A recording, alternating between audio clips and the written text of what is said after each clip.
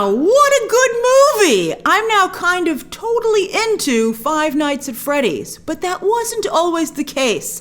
Allow me to explain my journey in the hopes that you can take it too.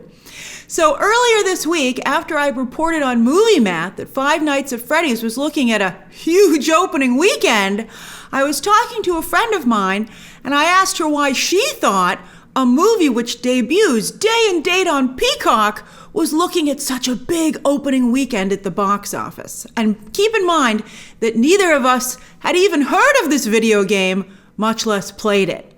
And her response was very interesting to me. She said that not only did it look like a fun Halloween weekend movie, great release date, but, because, you need something to do for Halloween, but also that it seems like something different. It stands out from the tsunami of horror films that come out these days.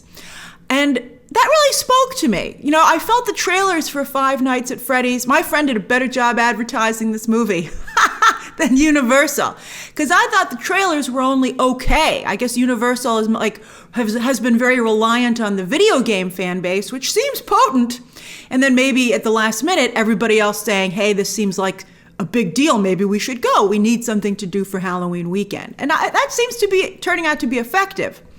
But anyway, my friend's observation and the incredible box office tracking made me more excited for Five Nights at Freddy's as I went into my press screening. Because, hey, everybody loves a party, especially when you need one for a holiday like Halloween. I think that's why Knives Out, by the way, was so successful when it came out for Thanksgiving weekend. People were like, wow, this is the perfect Thanksgiving movie. That was also magical. And I think Five Nights at Freddy's is the Halloween version of that. Although I liked this movie. I didn't like the first Knives Out very much. Loved the second one. But anyway, yeah, this is a really good movie. I was so pleasantly surprised. I don't know if my low expectations, they were still somewhat low going in, helped, but I really had a good time. And again, as I said, I like a party. And on that note, I had gotten an email from Universal before I went to the theater where the press screening was that they have Freddy Fazbear's pizza boxes at a number of participating locations. And sure enough, when I showed up at the movie theater, it was the AMC Lincoln Square, they had the pizza box on display. And I was like, can I have that if I order pizza? And the guy who worked behind the counter very sadly told me that they had been instructed not to give out the pizza boxes until Thursday when the movie officially opens. And I was super bummed about it, actually. But when you go and see Five Nights at Freddy's, if you go to the theater, I highly recommend you see if they have this pizza box. I hope they don't run out opening weekend. Interestingly, they had a lot of Taylor Swift stuff, even though I'd heard that some theaters had run out. But anyway, fingers crossed for those Freddy Fazbear pizza boxes, because I think that's a really fun idea. But yes, Hollywood's golden age of video game adaptations continues.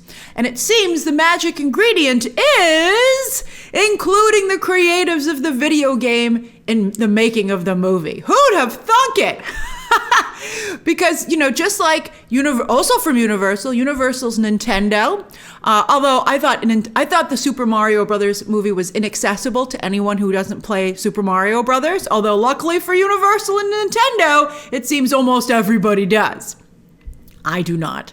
But anyway, I didn't play The Last of Us, but I found that to be incredibly accessible to non-gamers. That, of course, was for HBO, and Neil Druckmann was heavily involved in that show. And here, Five Nights at Freddy's, which I also found very accessible, creator Scott Cawthon, who created the game, is the co-writer and one of the producers on the movie, along with Universal's horror machine, Jason Blum. Now, talk about a party. Jason Blum is on Shark Tank this Friday, not only for their special Halloween episode, but I'm sure he'll be promoting Five Nights at Freddy's. Talk about business synergy. Although, interestingly, Shark Tank, I'm not sure who produces the show. Maybe it's from Universal Television, now that I think about it. But it airs on ABC, which of course is owned by Disney. And this again is a Universal movie, although Universal itself is quite good, catching up with Disney, in fact, at getting a lot out of their IP. And I see a future for them with Five Nights at Freddy's, at the very least with their Halloween Horror Nights. Having probably a dining experience and a maze. There's a lot here. The movie is directed by an up-and-coming female director. I'm so happy to see female directors not only succeeding, but not making, like female movies. I think that's like the next frontier. It's so great that, diverse directors are getting opportunities, and they got them at first by telling their stories. But, a good director should be able to direct anything. And Tammi, who's also a co-writer on the movie, does a fantastic job here. She gives the movie a sprinkling of Stranger Things, and they really focus a lot on the story. Now, I'm not sure how satisfying this movie will be for fans of the game. Again, because I'm a non-fan of the game, so I can't speak to that. But I just found the movie extremely accessible, and it made me interested in the game. I was like, oh, this is pretty good. I can see why this is popular. I loved the story here.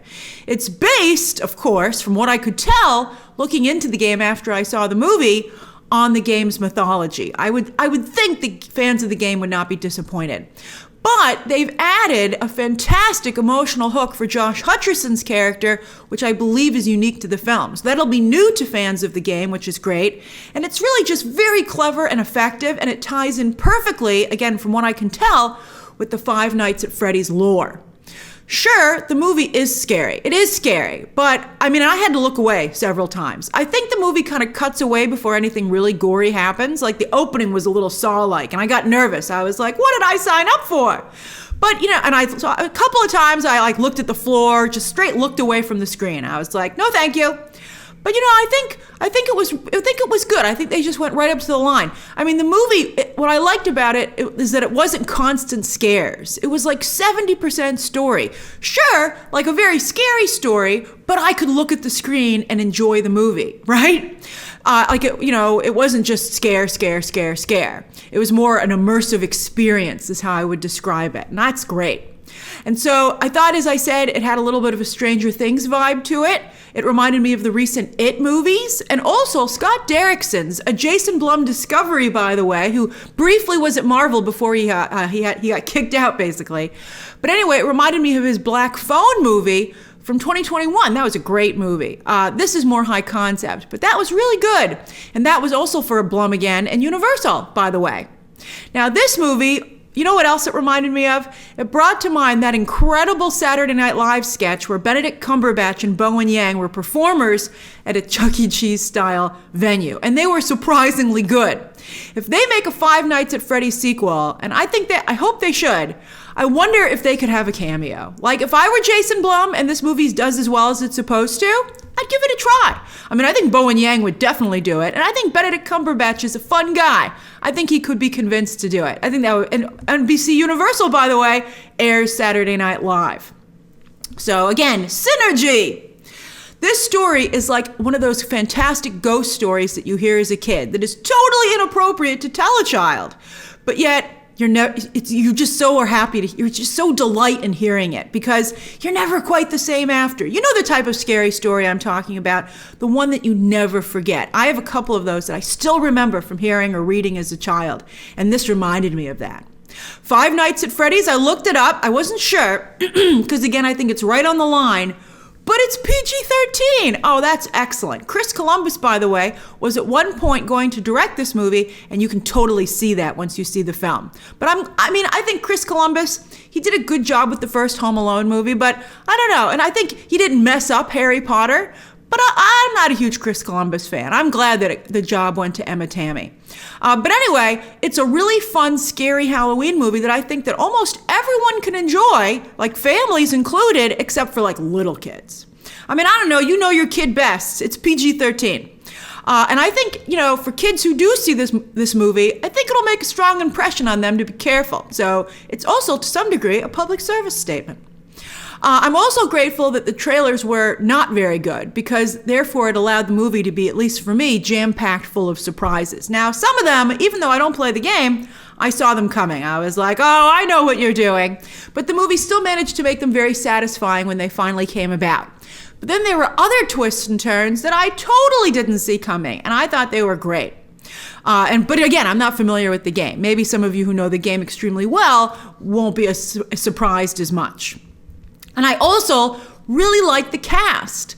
Josh Hutcherson, the sad part of the Hunger Games love triangle, he's always been likable, I think, but here, I've never seen him this good. And he, of course, was a child actor. But his career should get a second wind off of this. I thought he was great. He plays a middle American guy, but a very modern, relatable one, because he is going through a very difficult time in this movie in every way imaginable. He is having a really tough time, but he's still trying. Elizabeth Lail from You, season 1. I was distracted a little bit because I was like, where do I know this actress from? And I was like, aha, she was in You, season 1. She's very good here. She plays Vanessa. And you know what she comes across as? Because this was what was throwing me a little bit. She comes across as an affordable, low-budget Jennifer Lawrence, right? Like, would you like Jennifer Lawrence in your movie? Can't afford her? How about Elizabeth Lail? But I have to say, at this point in Jennifer Lawrence's career, I think she would have killed to be in Five Nights at Freddy's. And I really do honestly think she would have done it, because it's a good role. But Elizabeth Lail is excellent. Piper Rubio is also really, really good as Hutcherson's younger sister. She was excellent. And then, of course, Mr. Matthew Lillard. He has still got it. He was so good. His role is not that big, but wow, he makes a strong impression whenever he's on screen. And he gives the movie an electric jolt. This movie would not be as good without Matthew Lillard. Fantastic casting.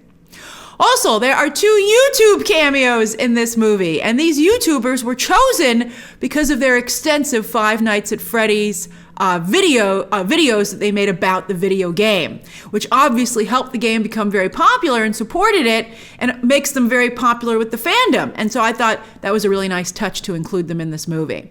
I didn't know who they were until I looked them up afterwards, but some people in my press screening did notice them. I was like, oh, why are people reacting to these 2 actors? And so I thought that was great. I thought that was fun. And Five Nights at Freddy's cost just $20 million to make. Again, that's why Hollywood loves horror movies. They're super cheap to make with the potential often for a very high return. And that looks to be the case with Five Nights at Freddy's. But I gotta say, in this case, almost all of that $20 million is up on screen.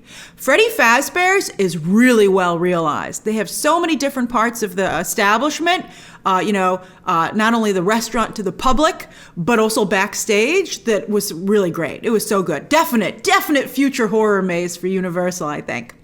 And also, I thought the animatronic characters were really well realized, and they weren't overused either. I think they could have stood to use them a little bit more, actually. Heck, maybe next time they'll get a little bit more money and they'll really be able to go to town. Not that it's disappointing at all. It was good. It was very scary. But so I thought that all worked out really well. So yeah, I think Five Nights at Freddy's is a fantastic horror movie that's just scary enough to be a great time at the movies this Halloween weekend for almost everyone. And that's just fantastic. The movie is playing in theaters with pizza boxes, or as I said, you can watch it at home this weekend on Peacock. It's on Peacock starting today, I think. I would recommend going to the theater if you can, because it has become an event movie, and it's, again, a party for Halloween, so why not go? But you can also make it a party at home. Order a pizza, have some sugary candy ready, and let her rip. I think, I would make it a party no matter where you watch it. Even a party for yourself. But just, you should have stuff planned and turn off the lights if you watch it at home. Really have a good time.